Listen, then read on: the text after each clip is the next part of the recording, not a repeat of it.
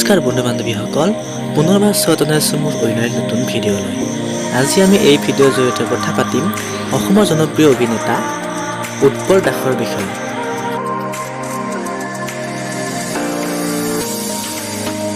বন্ধু বান্ধৱীসকল, যদি ভিডিঅ'টো চাই ভাল লাগে তেনেহ'লে লাইক, কমেণ্ট, শ্বেয়াৰ আৰু ছাবস্ক্ৰাইব কৰিবলৈ নাপাহৰিব। ব'লক তেনেহ'লে আজিৰ ভিডিঅ'টো আৰম্ভ কৰোঁ।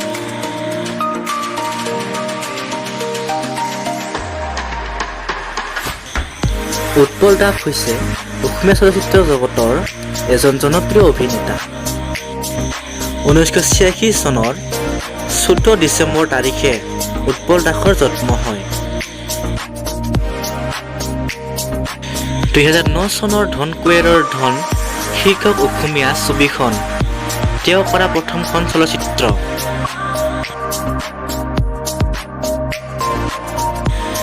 উৰণীয়া মন, জোনাকী মন, জানমণি, অভিমানী মন আদি বিভিন্ন ভিচিডিত অভিনয় কৰি উৎপল দাসে দৰ্শকৰ মন জয় কৰিছিল।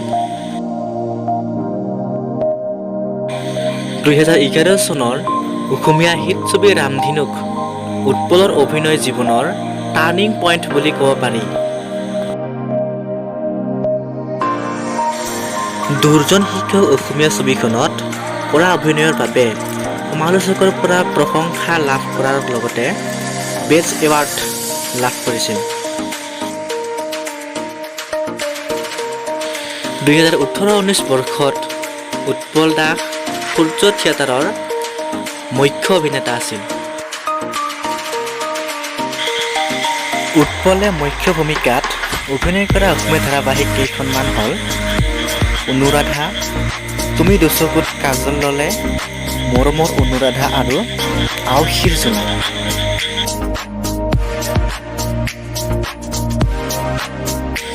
বন্ধু বান্ধৱীসকল, আজিৰ ভিডিঅ'টো ইমানেই আছিল। যদি সেই ভিডিঅ'টো চাই ভাল লাগিল তেনেহ'লে লাইক, কমেণ্ট, শ্বেয়াৰ আৰু ছাবস্ক্ৰাইব কৰিবলৈ নাপাহৰিব।